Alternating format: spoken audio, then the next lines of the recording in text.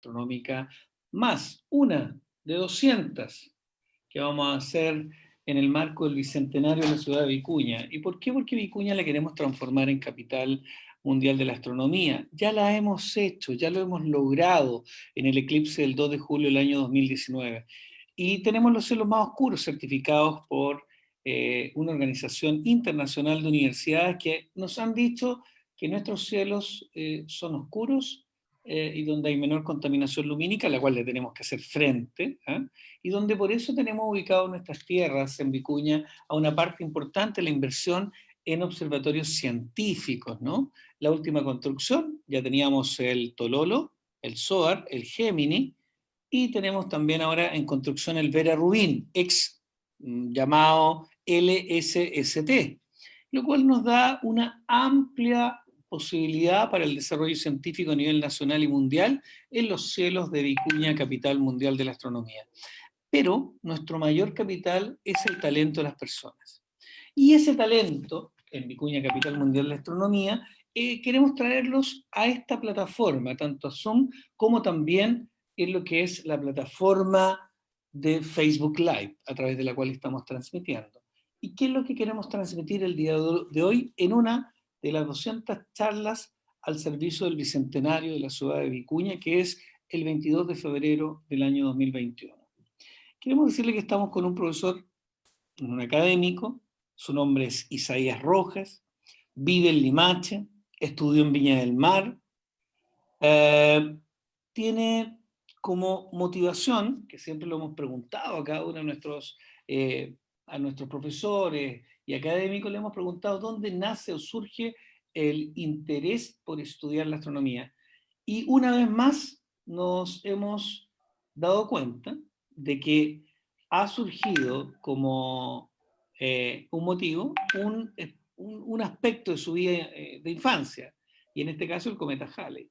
Es curioso, ¿eh? Porque en Vicuña el cometa Halley, a pesar de no ser visto, que lo conversábamos con el profesor Isaías Rojas, aunque ustedes no lo crean, no tuvo tanto impacto visual como un eclipse. Sin embargo, dejó una estela en la historia. Nosotros tenemos un restaurante, un hotel que se llama Halley en la ciudad de Vicuña, por lo tanto sabemos mucho más. Hubo un helado, para los que éramos niños en la época, ¿no? El helado Halley. Pero la gracia es que el profesor Isaías Rojas estudió su licenciatura en física en la Pontificia Universidad Católica de Valparaíso, recibió su máster en astrofísica en la Universidad Autónoma de Madrid, hace actualmente docencia en la Universidad Federico Santa María y en los temas de física, astronomía y astrofísica, y tiene dos libros. Un libro en astronomía básica y el segundo, que es como una continuación del anterior, que lleva por nombre Astrobiología, que es un tema efectivamente que tratan habitualmente nuestros investigadores, nuestros intelectuales, también amigos que han estado con nosotros, de cuando le hacemos preguntas, dan respuesta, pero no dan una respuesta siempre que va al meollo de las preguntas que le hacen. Así que aquí vamos a poder ver de qué se trata esto de la astrobiología, de qué se trata esto de estar pendiente de qué es lo que debemos abordar en esta materia. Y profesor Isaías Rojas, te quiero preguntar, ¿qué es la astrobiología? Muy bienvenido, te recibimos con los brazos abiertos y te decimos que Vicuña y todos los que se conectan y todos los que se van a conectar en cualquier hora del día en nuestra plataforma de Facebook Live y posteriormente en vicunacapitalastrономica.cl, donde van a estar todas las presentaciones con tu afiche digital para que puedan cliquear y volver una y otra vez a estos contenidos. Profesor Isaías, muy buenas tardes, ¿cómo está usted? Y cuéntenos en qué Hola, consiste esto de la astrobiología. sí, buenas tardes, ¿cómo están todos? Bueno, la astrobiología es un área de la ciencia que tiene como finalidad tratar de entender la vida como un fenómeno cósmico. Pero esto de decir que es un área de la ciencia en realidad es hasta cierto punto discutible, en el sentido de que, por ejemplo, nadie tiene duda de que astronomía es un área de la ciencia, que física lo es, biología lo es, y, y se dice que dentro de las discusiones filosóficas de cuándo nace una ciencia, es cuando una de las veces se dice que cuando se empiezan a dar cátedras de esa área en las universidades. Entonces, de esa forma se sabe, por ejemplo, que la física es mucho más reciente que la astronomía, y la astrobiología, o a mí me gusta más la palabra bioastronomía, porque esa es la palabra astronomía completa, es relativamente reciente.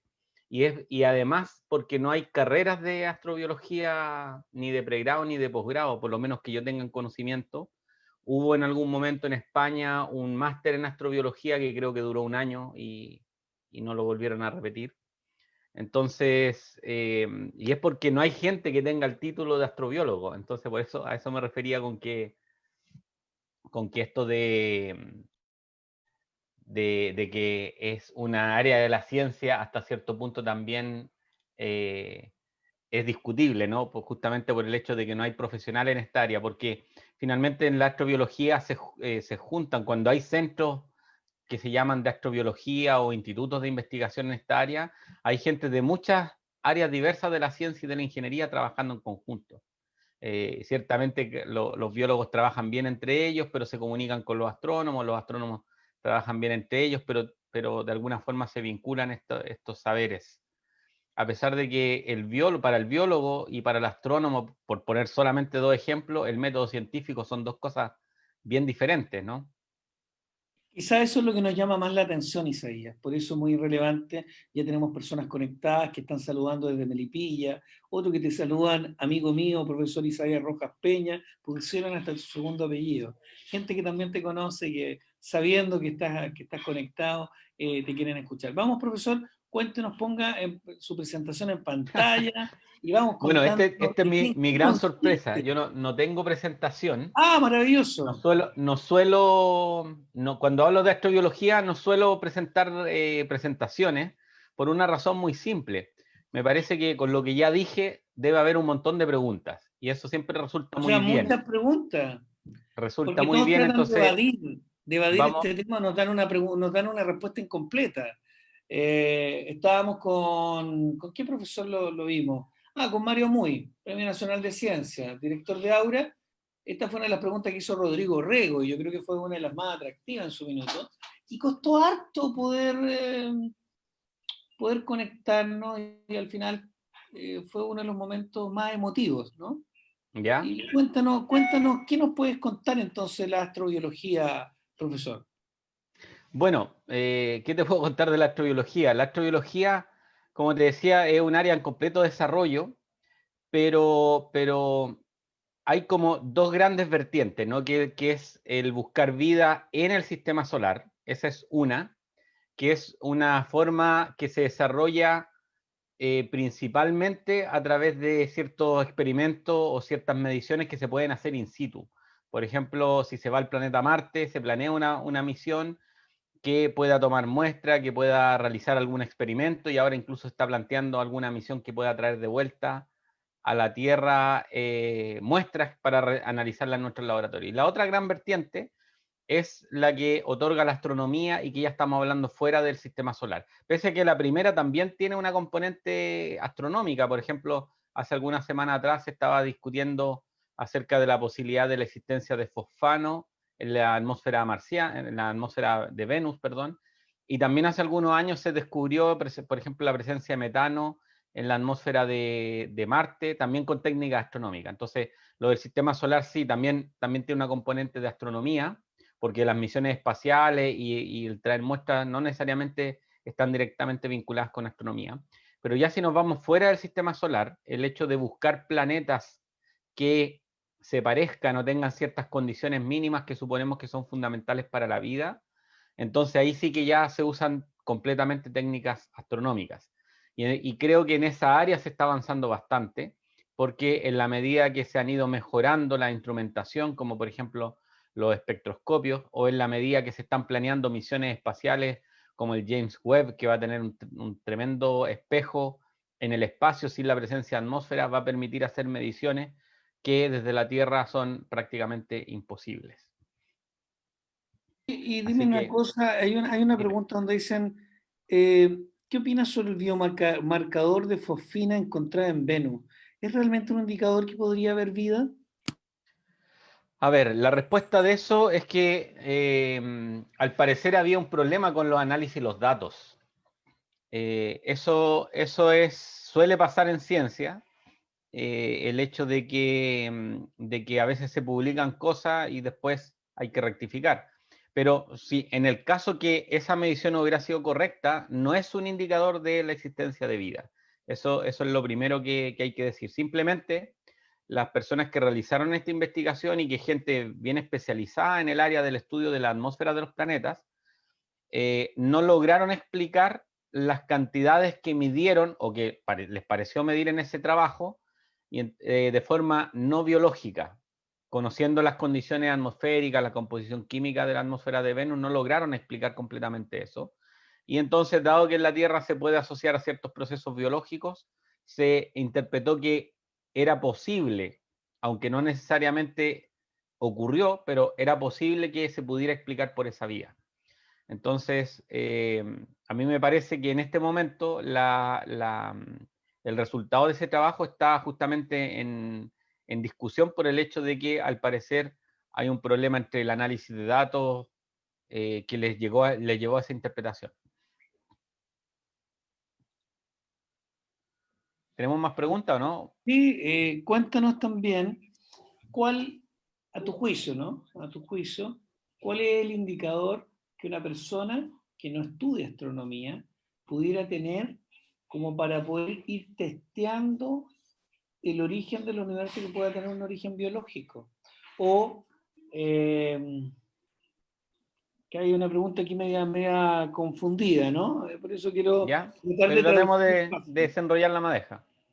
Pero cuéntame una cosa, ¿qué otros elementos o qué otros hallazgos han habido y que tú quieras comentar y que podrían ser motivo de una exploración de la expedición científica más próxima, que se viene la que mencionaste, la que va a ser el ESA Júpiter y otros, digamos?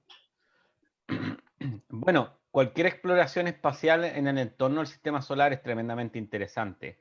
Mira, ayer estaba viendo justamente una actualización de los resultados de la misión que pasó cerca de la New Horizon, que pasó cerca de Plutón y que luego se encontró con otro objeto del cinturón de Kuiper. Y eso mostraba, por ejemplo, que al parecer Plutón se había expandido, ¿no? A diferencia de lo que uno esperaría, que un planeta frío que se fuera enfriando se contraiga, al parecer Plutón, de acuerdo a lo que se registra en la superficie, se ha ido expandiendo. Y claro, Plutón acaba de pasar como en la zona más próxima al Sol, entonces está en su periodo de, a pesar de que se está alejando, en el cual ha estado más caliente, por lo menos por irradiación solar. Y lo que hace pensar que debajo de Plutón podría haber un océano de agua líquida, que es algo que ya se conocía, por ejemplo, en el caso de Europa y en el de Calisto, si no me equivoco, que son dos tipos de objetos que son satélites, pero que tienen una capa de hielo y bajo esa capa de hielo una capa de agua líquida. Entonces, básicamente, independiente de que no estaba dentro de los objetivos, por ejemplo, de la misión, saber si necesariamente había un océano de agua líquida en Venus, perdón, en Plutón, dudo que alguien lo haya realmente imaginado de esa manera. Las misiones siempre te pueden traer sorpresas de este tipo. Entonces, cualquier misión que se realice para investigar algún planeta del sistema solar, algún asteroide o algún cometa, son tremendamente interesantes porque te van a entregar conocimientos que a veces ni siquiera a priori te puedes imaginar el alcance que tienen o las consecuencias que pueden tener en el conocimiento, no solamente de cómo se origina la vida, sino que también en el hecho de pensar escenarios posibles donde pudiera existir la vida. Y por lo menos en el caso de la Tierra, donde hay agua, hay vida. Ahora, si eso es extrapolable a otros cuerpos del sistema solar o incluso fuera del sistema solar, eso es desconocido hasta el momento. Entonces, cuando hablamos o nos referimos a condiciones de habitabilidad, porque ese es el tema de fondo, lo que se está descubriendo son condiciones de habitabilidad, ¿cierto? Así es. Hubo ciertas pruebas en el desierto que vinculaban a pruebas de expediciones de la NASA en la Luna, en Marte, ¿cierto? Han habido libros sobre el viaje a Marte, en la búsqueda de una fuente de vida, pero más que una vida es de una habitabilidad pasada o también de una habitabilidad futura. Eh, ¿Hay algún otro descubrimiento que para ti ha sido relevante en los últimos años? Bueno, hay varios descubrimientos que uno puede nombrar. Por ejemplo, el hecho de la existencia de planetas en Alpha Centauri. Que alguien puede decir, bueno, ¿y qué tiene que ver eso con la vida? Bueno, la verdad es que no es posible en este momento descartar de que pueda existir algún planeta con condiciones habitables, porque también eso es algo que hay que definir y no está tan claro, pero el hecho de que es la estrella más cercana, o en realidad Próxima Centauri es más cercana, pero está dentro del conglomerado de estrellas que están más próximas. Y si bien es cierto, están aquí a la vuelta de la esquina del vecindario, nos llevaría muchísimo, muchísimo tiempo poder mandar una misión que pueda ir a ese lugar a ver in situ lo que hay, ¿no? Que es más o menos lo que nosotros podemos ver en las películas o en las series de ciencia ficción. Entonces, a mí me parece que ese descubrimiento es tremendamente notable. También el hecho de que se han descubierto, se pueden estudiar las trazas de ciertos compuestos químicos en la atmósfera de otros planetas, de planetas que están en torno a nuestras estrellas, me parece que es tremendamente relevante. En ese sentido, ¿hay alguna película? Porque la ciencia ficción ha tomado una parte de estas investigaciones para poder desarrollar algunas guiones y, por supuesto, algunas realizaciones cinematográficas. ¿Hay alguna que a ti tú crees que se haya vinculado más con el real análisis de habitabilidad y análisis químico de esas condiciones de habitabilidad en otro lugar del universo? Mira, lo que yo he visto hasta el momento, soy bien bueno viendo ciencia ficción, series y películas, es que básicamente lo que hacemos es replicar lo que conocemos de la Tierra. Cuando uno ve los escenarios, por ejemplo, son desiertos como lo hay en la Tierra, o son planetas con océanos como hay en la Tierra, y si tienen algún tipo de vida, también tienen vegetación, tienen flores, y son cosas muy particulares de la Tierra. De hecho, eh, encontrar seres bípedos, por ejemplo, son cuestiones que más que nada lo que hacen es pensar de que estamos viendo el universo de una manera muy antropocéntrica.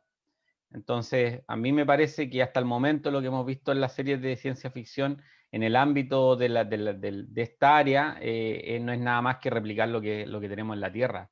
Y por lo tanto, nuestra imaginación parece estar ciertamente sesgada por lo que nosotros conocemos como experiencia en nuestro propio planeta. Por ejemplo, las flores, los árboles son cosas muy, muy recientes en la historia evolutiva del planeta.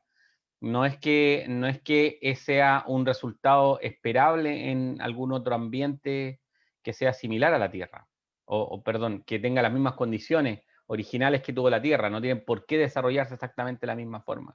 Incluso si pudiéramos echar atrás el tiempo y tal vez cambiar alguna pequeña circunstancia, como por ejemplo, no sé, el asteroide que cayó hace 65 millones de años, si pudiéramos viajar en el tiempo y eliminar ese evento fortuito, la historia de los organismos vivos en la Tierra sería completamente diferente a lo que tenemos en la actualidad.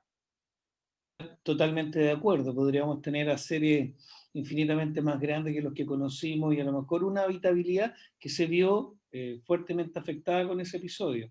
Ahora, para quienes se están conectando, les queremos recordar que estamos viendo una ponencia sobre la astrobiología, que esto es lo que relaciona a ciencias como la astronomía, la astrofísica, la biología, la química, y me llama mucho la atención que también se habla de la antropología, entre otras para aproximarse de manera trans o interdisciplinaria a fenómenos como la vida, donde la física, la química y la biología se entrelazan. Creo que es una buena definición para que quienes nos están escuchando puedan seguir haciéndose una idea más formal, ¿no?, de qué estamos conversando en materia de astrobiología. Profesor, tengo una pregunta en la cual nos plantean, hay mucha literatura en torno a la mitología griega, a observaciones desde la Tierra, pero ¿cómo esta mitología griega tiene un vínculo o de qué forma se podría haber vinculado con la astrobiología? ¿Tiene algún antecedente? Si no lo tiene, por supuesto, le decimos que le respondemos en otra oportunidad, pero es una inquietud que No, tenemos. pero es interesante, pero la verdad que no estoy seguro que entienda bien la pregunta. ¿Se refieren a si es que hay alguna influencia de la mitología griega en En la la ciencia, concepción de la astrobiología, en la percepción?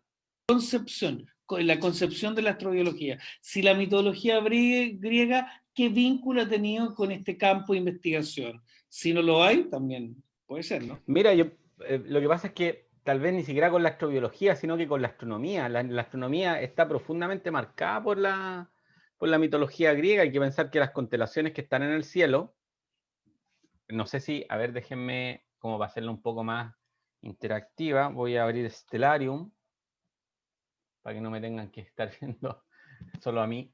Voy a compartir una pantalla con Stellarium, que es este software tipo planetario, para mí, solamente para complementar lo que estoy diciendo, ¿no? Entonces, un segundo, que comparto mi pantalla. Ya, ahí tenemos ya Aquí compartida estamos la con nuestro pantalla. profesor de astrobiología, un segundo libro del profesor Isaías Rojas Peña. Aquí le damos muchas gracias por estar en estas charlas bicentenarias. Entonces, como les decía, más que la astrobiología propiamente tal, yo diría que a quien marca muchísimo la mitología griega es justamente a la astronomía, porque la astronomía, por decirlo de alguna manera, viene en sus orígenes como ciencia, surge, o las primeras formas de ciencia surgen en la antigua Grecia. Es cierto, nadie podría afirmar que lo que hacían los antiguos griegos o la civilización helénica era realmente ciencia, porque no tenían el método científico, pero sí el germen de la ciencia surge ahí. No son los primeros astrónomos, por cierto, porque los egipcios tenían astrónomos varios miles de años antes que los griegos, pero son los griegos los que han heredado, por lo menos a nosotros, una parte importante de una visión del mundo, ¿no? Y dentro de esa están las constelaciones. Entonces las constelaciones tienen una componente de mitología griega. Por ejemplo, bueno, aquí está el Sol, nuestro cielo actual, y está el escorpión acá, muy cerca del Sol.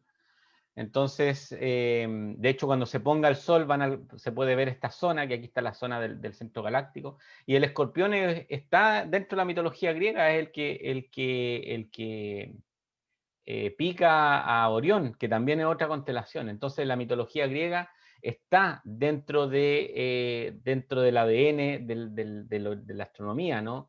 Si bien es cierto, esta forma racional de entender la naturaleza usando el método científico es más bien renacentista, ¿no? Nace con Galileo y bueno, con otros contemporáneos a Galileo. Y por otra parte, los nombres, muchos nombres de objetos del cielo tienen nombres que provienen de la mitología griega. De hecho, recién estábamos hablando de Alfa Centauri, ¿no? Aquí tenemos Alfa, esta debe ser la Alfa Centauri, si no me equivoco, ¿sí? Este Alfa Centauri, ¿no? Y si voy a quitar el piso acá, entonces aquí está la constelación del Centauro, por lo tanto el nombre de esa estrella, Alfa Centauri, proviene directamente de la mitología griega, porque la estrella Alfa es la primera letra del alfabeto griego, Alfa entonces la letra, el equivalente a la letra A en nuestro alfabeto, es la estrella más brillante de la constelación del Centauro. Entonces, nuevamente tenemos una conexión. La verdad que no sé si estoy respondiendo directamente a la pregunta que estaban haciendo, pero Totalmente, yo, totalmente me ha respondido, profesor, porque claramente uno en la medida que te escucha, uno va descubriendo las implicancias culturales de este campo de investigación como es la astrobiología, porque buscan como una conexión entre la filosofía, el humanismo y la ciencia para ver que cualquier investigación de naturaleza propiamente científica, cuánto nos puede afectar en términos de impacto cultural inclusive. Me ha llamado la atención, Isaías, que a lo mejor porque no era una cuestión que conversáramos tan recurrentemente en estas charlas que hemos hecho los últimos 5 años. Ahora, ya existe este vínculo, ya lo entendemos. Ahora la pregunta que uno se hace, sabiendo que vienen nuevas expediciones, como dijo al comienzo de la charla, ¿cuál es la tarea de investigación en Chile que quizás está gatillando que usted u otros académicos y o investigadores, cuáles son las preguntas que se están haciendo hoy? bueno, qué difícil, qué difícil me pusiste entre las cuerdas. Hay muchas cosas muy interesantes porque cada área de la ciencia tiene sus propias preguntas y normalmente cada pregunta, cuando uno va a buscar desde el ámbito de la ciencia respuesta a esa pregunta, responder una pregunta te genera tal vez 10 preguntas más. O sea, tú puedes que encuentres la respuesta a tu pregunta, pero te generaste en el proceso 10 preguntas más. Y entonces, una de las cosas que todavía no se comprende bien es cómo se origina la vida. Y eso es crucial para poder proyectar o pensar en la vida, por ejemplo, en otros lugares, ¿no? Para saber si la vida se va a originar o no en otros lugares, o cuáles son las Entonces, condiciones. no basta solamente con hablar del Big Bang, de que somos polvo de estrella, de nuestra composición físico-química. ¿Qué de esa pregunta del origen de la vida es la que todavía falta como profundizar más, profesor? Mira, hay varias preguntas ahí en el proceso y tal vez la más interesante que uno se puede plantear, por lo menos desde esta perspectiva, es qué ocurre, en qué momento se organizan las moléculas de forma tal que empiezan a colaborar entre sí y se convierten en algo que podemos decir que está vivo, una célula, por ejemplo, un microorganismo. Ese proceso no está completamente claro, porque, por ejemplo, para que la información, para que un organismo se pueda decir tiene capacidad reproductiva, ¿no? Porque si no tiene capacidad reproductiva, ese objeto se va a extinguir, ¿no? Supongamos que hay algo vivo, pero que no tiene capacidad reproductiva, entonces esa especie va a desaparecer. Entonces, un microorganismo, una célula, pensemos, por ejemplo, en qué momento su microorganización de las moléculas que tiene dentro comienzan a replicarse y a producir organismos que tienen las mismas características que el progenitor, por cierto, tal vez con algún error en el proceso, que va a permitir que esto se diversifique. Entonces, ¿en qué momento podemos decir surgió, en qué momento este conjunto de moléculas que se juntaron, podemos decir que está viva? Y esa es una discusión que está completamente abierta. De hecho, bueno, estamos en la actualidad en medio de una pandemia donde el causante de la pandemia, aparte del ser humano claramente, o el protagonista de la pandemia es un virus. Y la verdad que los científicos no están todavía de acuerdo en el hecho de que si un virus está vivo o no, por el hecho de que, por ejemplo, los virus no tienen la capacidad de autorreplicarse por sí mismos, son parásitos, requieren contagiar o usar la maquinaria interna de una célula o de una bacteria para poder reproducirse a sí mismos. Es decir, que ellos sin la existencia de la célula o las bacterias o el microorganismo que contagien para el que usen esta maquinaria, no podrían reproducirse. Entonces, hay una discusión ahí. Entonces, respecto de esto, de en qué momento podemos decir de que de verdad eso que está ahí está vivo, eso no está claro. Y de hecho, en el proceso que sigue después tampoco está tan claro el cómo se llegó a todo esto que podemos llamar en la actualidad estos primeros organismos vivos. En ese sentido, hay una pregunta que vincula que hemos visto conceptos de vida de nuestra naturaleza en algunos indicadores. Uno ha sido el carbono, disculpa, el ADN. Entonces, ¿es posible que exista vida que tenga otra composición diferente a cómo conocemos nuestra naturaleza? A ver, por ejemplo, la pregunta clásica de esto es pensar en algún organismo vivo que reemplace el carbono con algún otro elemento, ¿no? Esa es típicamente Así la es. discusión, como por ejemplo el silicio, ¿no? Mira, esta es una pregunta bastante recurrente y obviamente a todas estas preguntas no tenemos respuesta. Yo simplemente te estoy diciendo lo que uno puede prever, lo que uno opina al respecto, de acuerdo con el conocimiento que se maneja, que se podría esperar. Pero la situación es básicamente esta. El carbono es un átomo que tiene una serie de particularidades que no tiene ningún otro elemento. El carbono es el elemento que puede formar la mayor cantidad de compuestos conocidos. Entonces, ya el carbono por sí es un átomo bien particular y puede formar ciertas estructuras que si bien es cierto, se pueden formar, porque el silicio tiene características similares en lo que se llama su última capa de electrones, también se parece y puede formar compuestos equivalentes, o sea, no iguales, pero sí equivalentes, pero son diferentes en el sentido, por ejemplo, a temperatura ambiente, el dióxido de carbono es un gas y a temperatura ambiente el dióxido de silicio es una roca. Entonces, las características tienen un rango en el cual sus fases son diferentes. A ver, no sé si estoy complicándome más con la terminología que lo que puede ser, pero por No, ejemplo, dale, dale, dale, por favor. en el ambiente en el cual nosotros vivimos, el agua puede estar en tres estados posibles, ¿no? El líquido, que lo vemos cuando abrimos la llave, o en un río, o en el océano, en un lago. En estado sólido, hielo, nieve, y en estado gaseoso, que no lo vemos, el agua gaseosa es invisible. Cuando nosotros vemos algo blanco, es el agua que está cambiando de estado. Las nubes no están compuestas de vapor de agua, sino que de agua condensada. Y en nuestra atmósfera existe agua en estado líquido. Y entonces en esas condiciones el carbono puede formar una serie de compuestos que el silicio no puede, o que los, para que se comportaran igual el agua no estaría en estos tres estados. No sé si estoy siendo lo suficientemente claro. Se entiende. De repente me enredo yo mismo, ¿no? En el sentido de que, mira, el carbono, a la temperatura en la cual el agua puede estar en los tres estados, porque el agua es el disolvente universal, puede formar una serie de compuestos que el silicio también los puede formar, pero están en otro estado. Por ejemplo, como decía recién, que el dióxido de silicio está en estado sólido versus el dióxido de carbono que está en estado de gas. Y el dióxido de carbono, además, es un elemento que es abundante en las atmósferas de los planetas como la Tierra, los planetas rocosos que tienen atmósfera. Es el principal componente de la atmósfera de Venus y es el principal componente de la atmósfera de Marte. Y también fue en algún momento de la historia el principal componente de la atmósfera terrestre. Entonces, no se conoce una atmósfera, por ejemplo, de algún planeta extrasolar que esté compuesta por dióxido de silicio.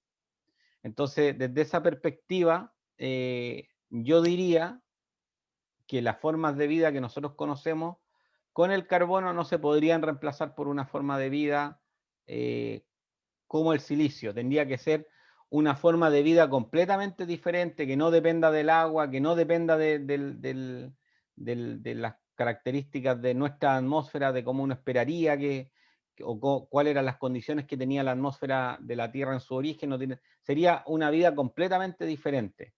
Y desde esa perspectiva, el silicio tampoco tiene la capacidad de formar tantos compuestos como lo puede hacer el carbono.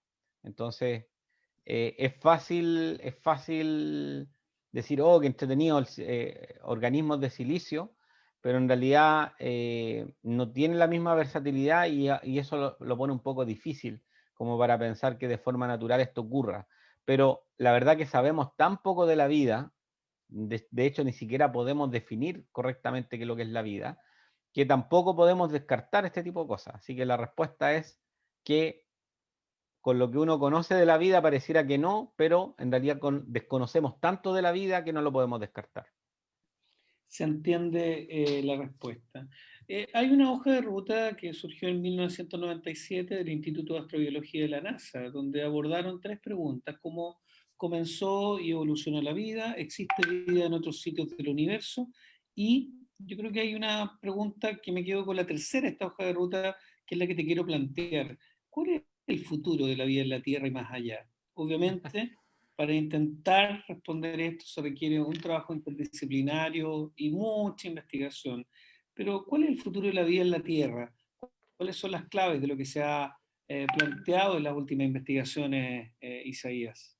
Mira, sobre el futuro no hay investigaciones que te digan cómo van a ser el futuro, ¿no? Sobre todo con organismos vivos, puede que en algún momento caiga una roca del cielo y cambie absolutamente la evolución de la vida en el planeta. Por lo tanto, no hay forma de prever cómo va a evolucionar la vida. Lo que sí podemos usar experiencias de lo que ha ocurrido ya en la historia de la vida en la Tierra como para más o menos imaginarnos lo que puede ocurrir. Y lo que está ocurriendo en este momento es que la Tierra está contaminada por un organismo que está descontrolado, reproduciéndose y depredando su ambiente, que somos justamente nosotros los humanos. Y eso, cuando ocurre en la naturaleza, los organismos se reproducen de forma exponencial hasta que agotan los recursos y terminan o extinguiéndose o reducidos a la más mínima expresión. Entonces, desde esa perspectiva, el planeta, la vida, se va a reponer a nosotros, porque en algún momento de la historia se ha extinguido hasta el 95% de las formas de vida. Y la gran mayoría de las formas de vida son microorganismos, no son organismos como los que nosotros nos imaginamos cuando pensamos en la vida. Los organismos vivos van a sobrevivir a nosotros. La pregunta es si nosotros como especie vamos a poder sobrevivir a esto.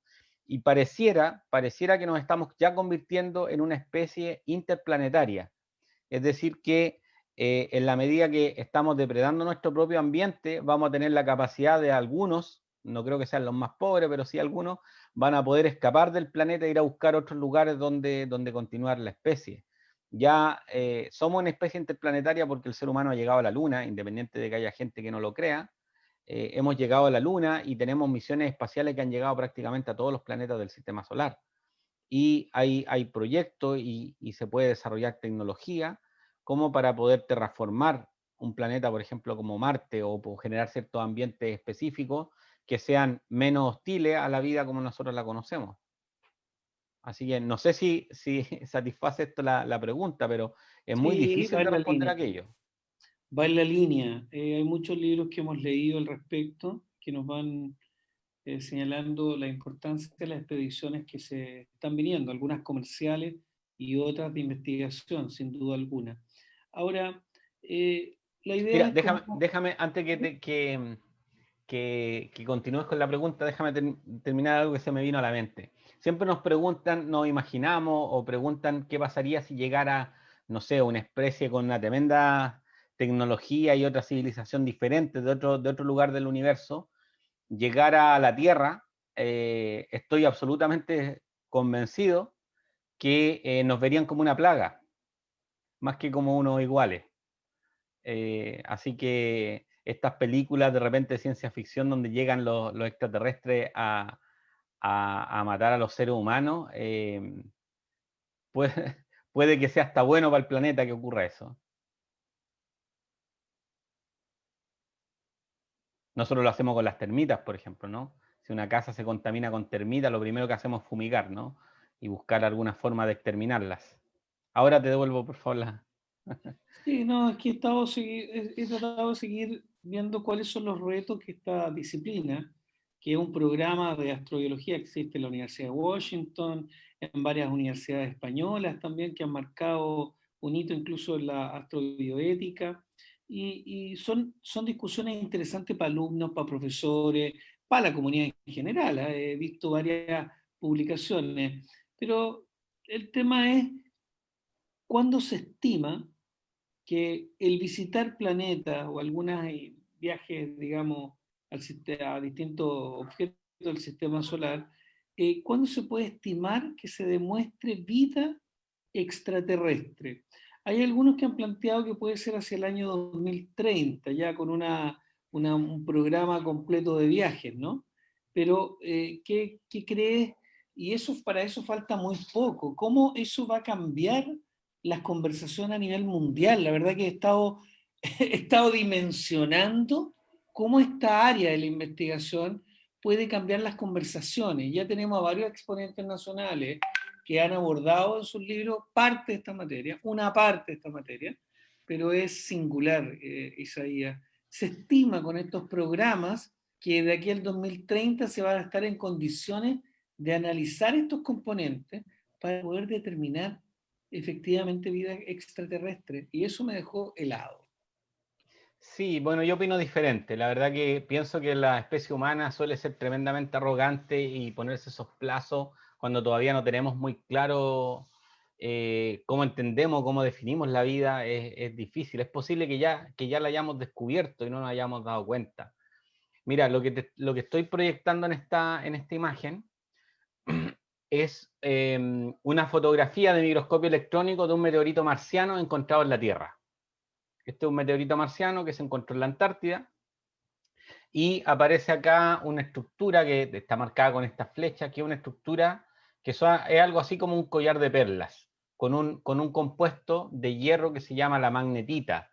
La magnetita es típicamente un material que tiene esta propiedad magnética, de hecho, por eso se llama magnetita, es un óxido, un óxido férrico, que tiene esta propiedad magnética. Y resulta que esta aquí tal vez no se ve tan clara porque la imagen tal vez no es de la mejor resolución, pero aparece aquí una estructura que se llama como un collar de perlas, en los cuales se forma la magnetita como en bolita, una al lado de la otra, y esta magnetita es de origen marciano, no es algo que se haya producido producto de contaminación terrestre.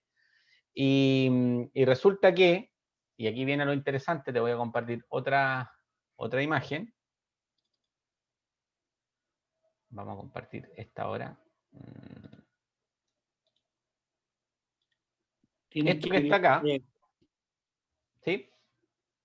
Sí, se ve bien. Esto es una fotografía de una bacteria terrestre. Es una bacteria, es un tipo de bacteria que se llama magnetotácticas. Son bacterias que utilizan el campo magnético terrestre para alimentarse. Y entonces, para poder utilizar el campo magnético terrestre, tiene una especie de brújula que está hecha por una cadena de magnetita, que son estas bolitas oscuras que se ven acá. En la Tierra no se conoce ningún proceso natural, no biológico, que pueda construir estas cadenas de magnetita. La magnetita crece de manera desordenada, no crece en estas cadenas especiales. Solamente ocurren este tipo de cadenas en organismos vivientes, como estas bacterias que se llaman magnetotácticas. Entonces, cuando uno dice, bueno, de aquí al 2030, no sabemos qué se va a encontrar en Marte, no hay ninguna misión. Bueno, hay misiones como las misiones de los años 70 que trataron de hacer experimentos en Marte, pero que esos experimentos han sido cuestionados. En la actualidad no hay ningún experimento que haya ido a buscar este tipo de microorganismos. De hecho, se piensa que si existe vida en Marte, tal vez está incluso bajo la superficie, está bajo la primera capa de suelo protegida de la radiación ultravioleta. Entonces, esta cadena de magnetita podría, porque esto siempre es condicional, podría ser resultado de un proceso biológico en un momento anterior a que esta roca saliera de Marte.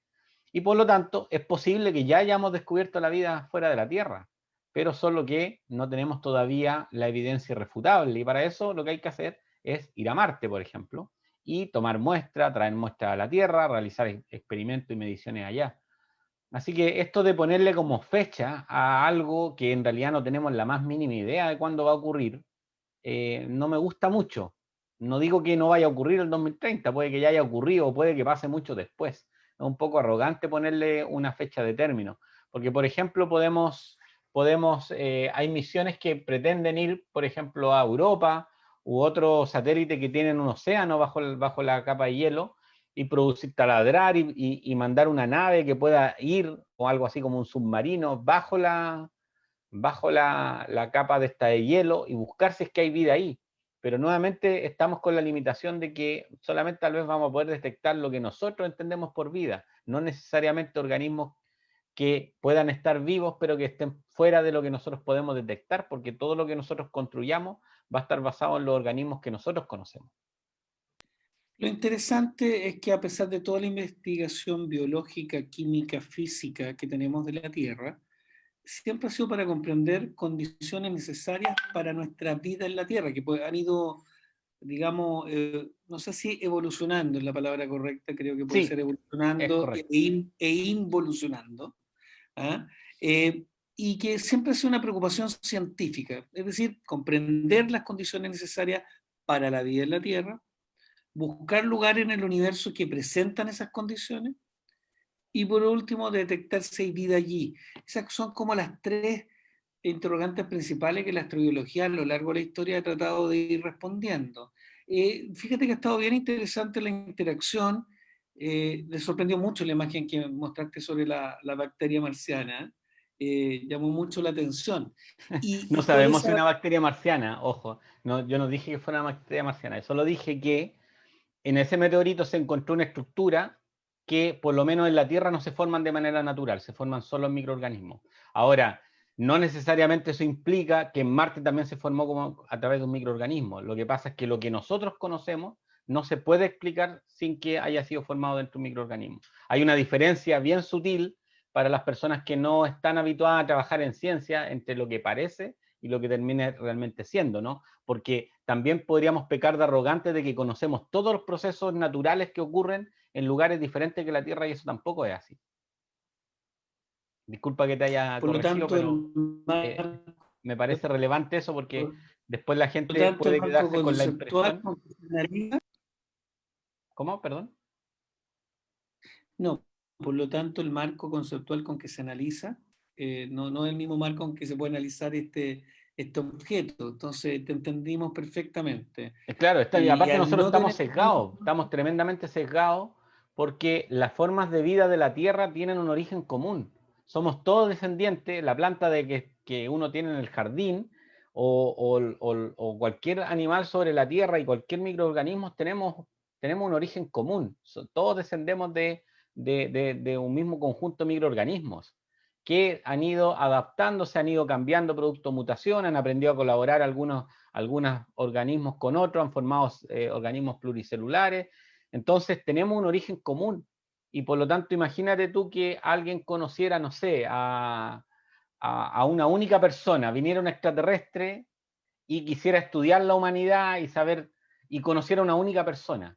Y esa fuera su muestra para tratar de entender toda la historia de la humanidad, todas las características del ser humano, y a pesar de que nosotros somos muy homogéneos entre sí, podemos tener diferente color de piel, diferente color de ojos, pero biológicamente somos prácticamente idénticos. Entonces, el norte de Chile, por las condiciones extremas que tiene, ha sido un poquito más investigado, ¿no? Y han sí, habido varias pruebas. te iba a comentar hace un rato, producto de lo que tú me preguntabas de las investigaciones que se hacen en Chile. Mira, acabo de mencionar los meteoritos, ¿no? En Chile tenemos una muy excelente especialista en meteoritos que es Millarca Valenzuela. No sé si has tenido la oportunidad de conversar con ella y si no, anótate Podríamos ese nombre, sumarla para seguir.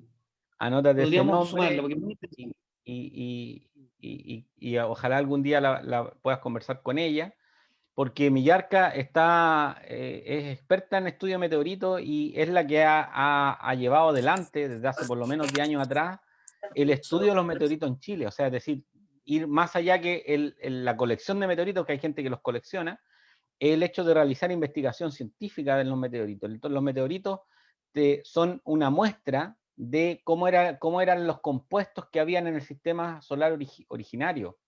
Entonces, estudiar los diferentes tipos de meteoritos te dan una visión de cómo era el sistema solar en sus orígenes y qué compuestos habían. Y en meteoritos se han descubierto incluso algunas moléculas complejas como aminoácidos, azúcares, que son los precursores de la vida. Entonces, por ahí hay una línea de investigación. Hay otras líneas de investigación, por ejemplo, que tienen que ver con lo que se llaman los extremófilos. Los extremófilos son organismos, déjame ver si tengo aquí alguna imagen para complementar lo que estoy diciendo, para que no parezca Estamos con tan... el profesor Isaías Rojas Peña con el tema de la astrobiología, que busca responder preguntas muy relevantes sobre la investigación del origen de la vida, las condiciones de habitabilidad y cómo se proyecta el futuro de la vida tanto en la Tierra como en planetas de nuestro sistema solar. Ya, te Muy voy a interesante. compartir una imagen. Mira, Estaba simplemente para, rellenando más, profesor, estaba rellenando. sí, simplemente es para complementar. Esto es una imagen, no recuerdo la fuente, son imágenes que están en mi libro y en el libro están citadas las fuentes, pero espero que nadie se enoje porque no recuerdo la fuente. Pero mira, es básicamente una representación de lugares donde existen microorganismos que las personas de ciencia hace tal vez 50 años atrás pensaban que era imposible que existiera vida. Aparecen, por ejemplo, en los salares se han descubierto microorganismos viviendo en la sal propiamente tal. No sé si ustedes saben, la sal se ocupa para deshidratar. Entonces las membranas celulares, que tienen unos canales que se llaman del sodio, permiten que los iones vayan de un lugar a otro. Entonces si uno pone un organismo vivo en la sal, se termina deshidratando. De hecho, es una forma de conservar la carne también, ¿no? Porque se produce una osmosis inversa cuando uno pone un objeto vivo en la sal. Pero sin embargo hay organismos que viven felices la vida. Hay otros organismos que viven en esto de acá, que es una representación de lo que se llaman las chimeneas hidrotermales, y hay organismos viviendo felices de la vida en agua muy, muy caliente, más caliente que 100 grados, y con una serie de elementos que son realmente tóxicos para la gran mayoría de los organismos vivientes. Hay organismos viviendo ahí. Hay organismos viviendo en lagunas alcalinas, hay organismos viviendo a temperaturas bajo cero. Entonces, estos tipos de organismos que se llaman las arqueobacterias, o también se les llama extremófilos, son organismos que nos muestran que la vida es bastante más versátil de lo que nosotros pensamos. Nosotros como seres somos muy poco versátiles. De hecho, yo estoy con ropa acá, ¿no? Y me imagino, espero que todos ustedes también estén con ropa si es que tienen su cámara encendida, ¿no? Porque nosotros no tenemos una piel que nos permita vivir en todos los ambientes de la Tierra. O sea, el ser humano ha ocupado prácticamente todos los lugares del planeta Tierra, pero en todos esos lugares requiere tener ciertas cosas adicionales que nos permitan mantener en esos ambientes, porque no somos versátiles realmente. Necesitamos abrigo, necesitamos protector solar para no quemarnos la piel, necesitamos una serie de agregados para que podamos vivir en estos ambientes. Sin embargo, eso nos hace pensar de que la vida no es tan versátil, y la verdad es que hay organismos que son, o sea, la vida es capaz de colonizar prácticamente cualquier ambiente, donde uno pensaría que no hay organismos vivientes, sí los hay, y son estos tipos que se llaman los extremófilos. Entonces, en Chile hay lugares donde se pueden estudiar extremófilos y hay gente que trabaja también en esta área. Entonces también es un área en la cual se puede desarrollar desde Chile. Súper interesante, Isaías. Te vamos a contactar para que después nos puedas dar los datos de la investigadora que nos planteaste, que nos pareció muy atractivo para seguir esta línea. Recuérdame cuál era el nombre de la bacteria que nos pusiste en pantalla, porque alguien nos hizo la pregunta en la red Me, me, para que no se me olvide. perdí por algún... Magneto algo. Ya, las bacterias, sí, porque perdí por algún momento el audio. Se llaman bacterias magnetotácticas. Bacterias magnetotácticas. Magnetotáctica, Sí, ahí está la respuesta para quien nos consultó. Yo quiero ir sí. terminando esta presentación, esta conversación muy entretenida, dándote las gracias, profesor Isaías Rojas Peña, señalando para los interesados dónde pueden adquirir el libro Ah, que, que sí, bueno, sacaste, digamos, sobre mi esta libro lo materia. pueden descargar de internet desde Google, por ejemplo, el Google Books, que tiene un repositorio, una base de datos de una cantidad impresionante de libros. De ahí lo pueden descargar. O basta con que pongan astronomía elemental, Isaías Rojas, y los va a llevar a alguna página donde ahí está, en muchos lugares donde está el PDF para descargar el PDF. Ahora, si hay alguien que prefiere el papel, eso se tiene que comprar directamente en la Universidad Técnica Federico Santa María, en la biblioteca. Y la Universidad Federico Santa María tiene campus en Valparaíso, en Santiago y en Concepción, en Viña también. Entonces es un poco más difícil, entiendo yo que también los pueden enviar, pero ahí ya desconozco el protocolo y el procedimiento. Es decir, el libro no está en en las librerías ordinarias, sino que está directamente comprarlo en la universidad. Un hermoso esfuerzo, ¿no? Por escudriñar en esta ciencia menos conocida. He visto algunas experiencias que se realizó en la Universidad de Antofagasta con estudiantes, viendo que las condiciones extremas del desierto da pie para que muchos niños y jóvenes entendieran que desde su propio entorno se puede comprender algo más que la ciencia básica tradicional. Hubo un trabajo muy lindo al respecto. Y quiero recordar la hoja de ruta del Instituto de Astrobiología de la NASA, que tiene tres cuestiones fundamentales: cómo comenzó y evolucionó la vida. La segunda es cuál es el futuro de la vida. No, la segunda, ¿existe vida en otros sitios del universo? Y la tercera es cuál es el futuro de la vida en la Tierra y, por supuesto, más allá de nuestras fronteras. Es parte con lo cual estamos cerrando. ¿Nos quieren mostrar algo más, por lo que veo, No, no, Isaías? estoy dejando simplemente una imagen de fondo para concluir, que muestra un poco el hecho de que nosotros como seres humanos hemos dividido las ciencias, ¿no? Y decir que la biología es una ciencia, la química otra, y en realidad la naturaleza no tiene esas divisiones, o sea, hay un continuo entre los objetos que están fuera de la Tierra, incluso fuera del sistema solar, como hay procesos astronómicos que conllevan a la formación de ciertos elementos y ciertos compuestos que después terminan en los discos de los planetas y son parte primordial de la formación de los planetas, y otros elementos que van cayendo después a través de polvo, a través de meteoritos, de cometas, que van realimentando a un lugar como la Tierra para proveerle de los elementos que finalmente van a ser los que van a formar a los primeros organismos. Así que esta división ficticia que tenemos es simplemente un problema nuestro, que le ponemos límite, decimos aquí termina una ciencia y empieza la otra, y en realidad la naturaleza no tiene esa división. Así que esa era la imagen que estoy compartiendo, que es un poco que todo está tremendamente relacionado y vinculado.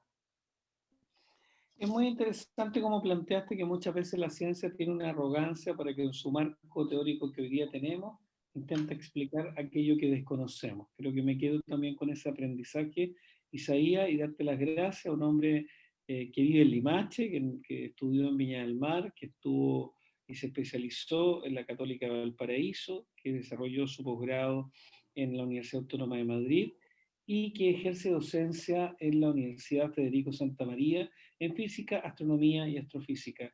Quiero darte las gracias, profesor Isaías Rojas Peña, por el esfuerzo de sumarte a este desafío, de crear contenido, de generar un público interesado cada vez más en distintas temáticas, ¿no? De la astronomía, y nosotros es para aportar nuestro relato del astroturismo. Si queremos ser capital y trabajamos por aquello, capital mundial de la astronomía en Vicuña, bajo los cielos más claros y oscuros del mundo, quiero darte las gracias por apoyarnos en esta tarea. Un fuerte abrazo, Isaías Rojas Peña, y a todos quienes se han sumado a través de las redes sociales y las preguntas que nos han hecho. Para todos ustedes también muchas gracias. Ha sido una charla muy diferente y muy entretenida. Muchas gracias, profesor.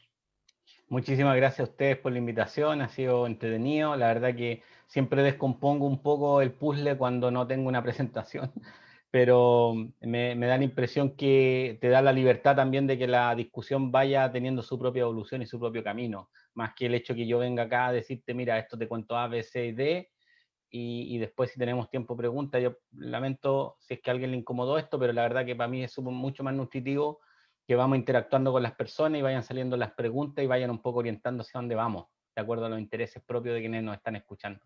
Así que gracias Me, por el espacio.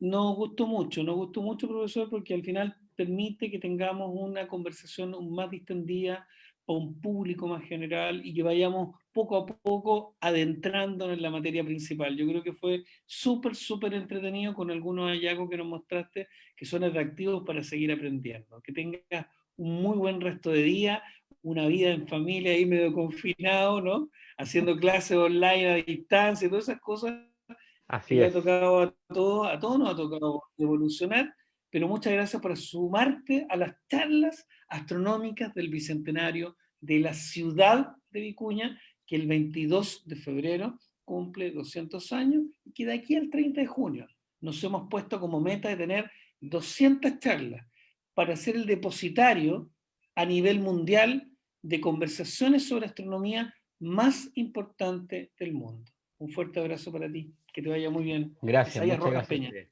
Hasta Y a luego. todos los que nos siguieron a través de las redes sociales, muchas gracias por sumarse una vez más a la hora que quieran en el fanpage de Facebook Live de nuestra Corporación de Turismo de Vicuña. Y por cierto, vamos a descargar cada uno de estos videos para publicarlos próximamente en vicunacapitalastronomica.cl.